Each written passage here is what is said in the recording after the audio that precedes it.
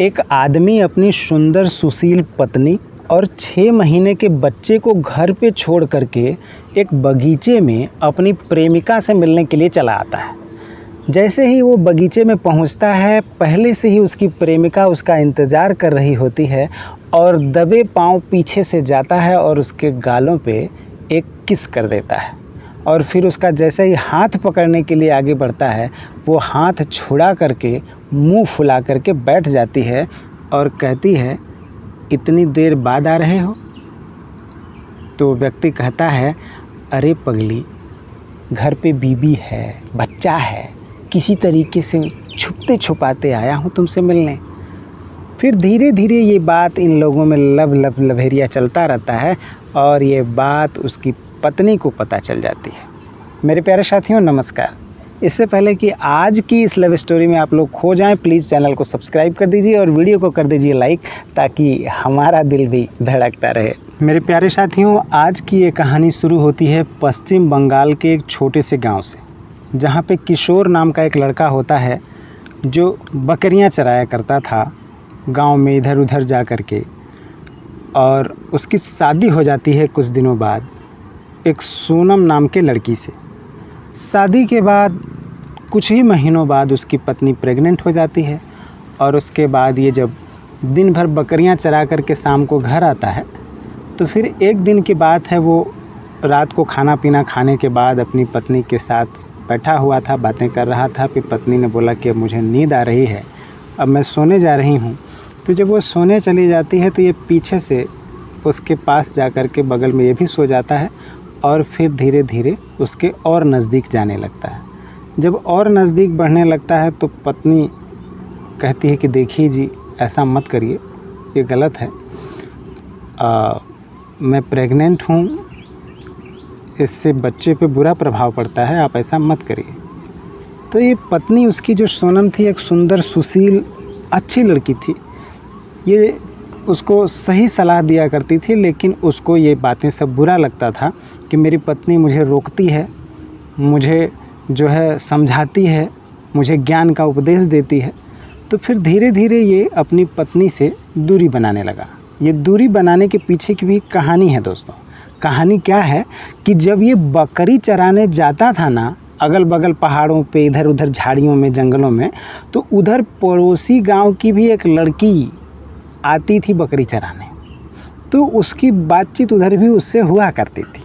लेकिन जब इधर पत्नी से थोड़ी सी दूरी बनी, पत्नी से थोड़ा सा मतभेद हुआ, मनमुटाव हुआ, तो ये उस लड़की, जिस लड़की का नाम बेबी बताया जाता है, उस लड़की की तरफ आकर्षित होने लगा। ये बकरी चराते चराते धीरे धीरे इन लोगों में इलू इलू होने लगा और इसके बाद ये इलू इलू का धीरे धीरे इनका चक्कर चलता रहा, धीरे धीरे ये चक्कर बढ़ता रहा है आगे। फिर उसके बाद समय गुजरता है, फिर इसके घर में खुशहाली आती है, एक बेटे का जन्म होता है। फिर बेटा जब 6 महीने का होता है, तो एक दिन जब किशोर बकरियों को लेकर के चराने के लिए चला जाता है, तो पड़ोस की एक औरत किशोर के घर आती है और आ करके सोनम से कहती है कि बहन, मैं तुमसे कुछ कहना चाहती हूँ। सोनम कहती है, हाँ बहन बोलो, क्या कहना चाहती हो? तो ये कहती है कि देखो बहन, तुम्हारे पति का चाल चलन मुझे कुछ ठीक नहीं लग रहा है। तो सोनम कहती है, क्या कहना क्या चाहती हो? तो कहती है, मैं कहना ये चाहती हूँ कि कल मैं पड़ोस के बगीचे में सूखी लकड़ियाँ बटोरने गई थी और वहाँ मैंने तुम्हारे पति को एक दूसरी लड़की के बाहों में बाहें डालकर बैठ कर के बातें करते देखा। वो लोग बड़े ही लभेरिया वाली भी बातें कर रहे थे। तो सोनम कहती है कि झूठ है, ये कोई और रहा होगा, मेरे पति तो बकरी चराने जाते हैं, वो वहाँ बगीचे में क्या करेंगे? तो औरत कहती है कि तुम बहुत हद से ज़्यादा अपने पति पे विश्वास करती हो, इसलिए मेरी बात पे विश्वास हो नहीं रहा तुम्हें। तो ठीक है, एक दिन मैं तुमको लिवा कर चलती हूँ और चलकर जब तुम अपनी आँखों से देखोगी तब तो विश्वास करोगी ना। तो सोनम कहती है, हाँ मुझे दिखाओ। फिर उसके बाद एक दिन वो औरत, जब ये लोग बगीचे में बैठकर अपना इलू इलू की बातें कर रहे थे, ये सोनम को लिवा कर वहाँ जाती है और पीछे से चुपके से दिखाती है दूर से ही कि देखो वो तुम्हारा पति ही है ना। तो सोनम कहती है, हाँ ये तो मेरे पति हैं। और जब अपनी आँखों से जब ये सारा दृश्य देखती है तो मन गिरा करके, मन उदास करके, जो पति पे इतना ज़्यादा विश्वास करती थी, पति को परमेश्वर समझती थी, आज सोनम के विश्वास पे पानी फिर गया। वो रोती हुई, आंसू पोंछते हुए घर आती है और घर आने के बाद शाम को जब खाना पीना खाने के बाद उसका पति सोने के लिए जाता है तो कहती है कि सुनिए जी, मैं आपसे कुछ पूछना चाहती हूँ। वो कहता है बोलो क्या पूछना है। तो वो यही कहती है कि आखिर मुझ में क्या कमी है, आखिर ऐसा क्या हो गया है आपको कि मैं आपके साथ हूँ, आपका बच्चा आपके साथ है 6 महीने का, और इन सब को छोड़ करके, इन सब का आपको ख्याल नहीं है और आप एक दूसरी लड़की के साथ बातें कर रहे हैं, दूसरी लड़की के साथ आप ज़्यादा नज़दीकियाँ बढ़ा रहे हैं। जब ये बात वो बोलती है तो उसका पति गुस्से में लाल हो जाता है और कहता है ये बात तुमको किसने बताया। तो कहती है कि कौन बताएगा, मैंने खुद अपनी आँखों से देखा है, उस बगीचे में आप उसके साथ बाहों में बाहें डालकर बैठे थे। जब रोती हुई, बिलखती हुई ऐसे सवाल अपने पति के सामने बताती है सच्चाई कि मैंने खुद देखा है, तो उसका पति आग बबूला हो जाता है कि अरे ये मेरी बात, ये पत्नी को भी मेरे पता चल गई। और उसके बाद वो क्या करता है कि अपनी पत्नी को खूब मारता है, पीटता है और कहता है कि हाँ सच है, मैं उससे प्रेम करता हूँ। और जब इस तरीके से कहता है और मैं तुम्हारे साथ रह रह के पक गया हूँ, अब मैं तुझको जो है तलाक देना चाहता हूँ, बहुत हो चुका तुम्हारा और हमारा रिश्ता, अब नहीं चलेगा, अब मैं उसी के साथ रहूँगा। अब तुम्हें पता चल ही गया है तो जान जाओ, ये भी समझ जाओ कि हमारा तुम्हारा अब नहीं चलेगा। और वो पति उसके बाद क्या करता है, जो किशोर था वो अपनी बेचारी पत्नी को, एक 6 महीने के बच्चे को मुंह नहीं देखता और उसको तलाक दे देता है। जब तलाक दे देता है तो वो बेचारी रोती बिलखती अपने 6 महीने के बच्चे को गोद में बिठा करके, अपने सीने से लगा करके अपने मायके चली जाती है, पैदल ही अपने मायके चली जाती है। और इधर ये किशोर अब तो बिल्कुल फ्री हो गया। अब जो चोरी छिपे बगीचे में जाता था मिलने के लिए, अब तो वो सब भी नहीं रहा। अब तो खुलेआम मिलते थे, जुलते थे, अपना इश्कबाजियाँ होती थी, अपना इलू इलू होता था और अपना ये सब चलता रहा।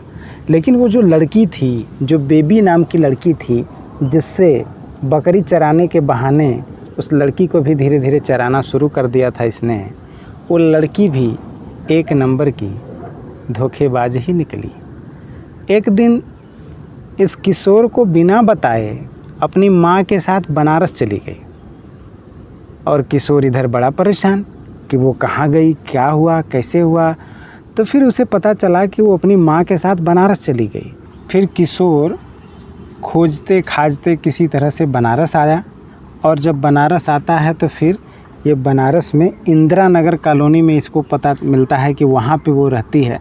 तो जब इंदिरा नगर कॉलोनी में जाता है तो वहाँ पे उसकी माँ मिलती है और उसकी माँ से जब बात होती है तो उसकी माँ कहती है कि देखो बेटा, वो एक बड़े सेठ के यहाँ काम करती है मेरी बिटिया और वहाँ पे उसको 200 रुपया महीना मिलता है, तो शाम को वो आएगी तो फिर उससे मिल लेना। अब वो शाम तक इंतज़ार करता है। जब शाम को बेबी वापस आती है सेठ के यहाँ से काम करके, तो ये बहुत चिल्लाता है उस पर कि देखो तुम बिना बताए ऐसे कैसे चली आई, हाँ मैं तुमको कितना परेशान था, कितना खोज रहा था, तो किसी तरह के पता चला कि तुम जो है कि बनारस आ गई हो। तो बेबी अपना तिरिया चरित्र दिखाती है, रोने लगती है, कहती है कि मेरी माँ ने मुझे यहाँ पे ज़बरदस्ती लेकर के चली आई और मैं क्या करती, मैं मजबूर थी। फिर बोलता है चलो कोई बात नहीं, तुम यहाँ पे इंदिरा नगर कॉलोनी में रह रही हो और मैं ककरमत्ता में रहता हूँ। तो फिर अपना वो उधर रहने लगा, ये यहाँ रहने लगी और फिर धीरे धीरे अपना बातचीत होने लगा। फिर वो जो किशोर था वो कभी कभी उस सेठ के यहाँ भी जाता था और वहाँ पे जा कर के ये कहता था कि सेठ जी मैं जो बेबी है इसके दूर का रिश्तेदार हूँ और भाई लगता हूँ रिश्ते में। तो भाई बता करके वो वहाँ पर भी कभी कभी चला जाता था मिलने के लिए, और इस तरीके से इन दोनों की मुलाकात बनारस में भी होने लगी। फिर एक दिन किशोर बोलता है कि क्यों ना हम दोनों लोग शादी कर लें और फिर अपना घर बसाएं। तो ये कहती है बेबी कि देखो, शादी करके घर बसाने के लिए क्या है, तुम भी तो कुछ करते धरते हो नहीं, कमाते उमाते हो नहीं, अब शादी कर लेंगे हम लोग तो क्या आगे का क्या भविष्य होगा हम लोगों का। तो वो बोलता है कि बात तो तुम सही कह रही हो, तो क्या करना चाहिए हम लोगों को। तो बेबी एक बड़ा ख़तरनाक प्लान बताती है उसको कि देखो, प्लान ये है कि ये सेठ जहाँ पे मैं काम करती हूँ ये बड़ा पैसे वाला है, इसके घर में मैं झाड़ू पोछा बर्तन वर्तन धोती हूँ करती हूँ, तो इसके घर में तिजोरियाँ हैं, वहाँ पे गहने रखे गए हैं और बड़े बड़े अच्छे अच्छे सामान हैं, बड़ी कीमती चीज़ें हैं। एक काम करते हैं कि एक दिन तुम आओ और हम लोग प्लान बना करके ये सब जो है कि लूट पाट करके लेके चले जाते हैं यहाँ से, फिर अपने गाँव चले जाएंगे, भाग जाएंगे, किसी को पता भी नहीं चलेगा। तो किशोर कहता है, अरे बड़ी बढ़िया प्लानिंग बना रही हो तुम, चलो ऐसा ही करते हैं।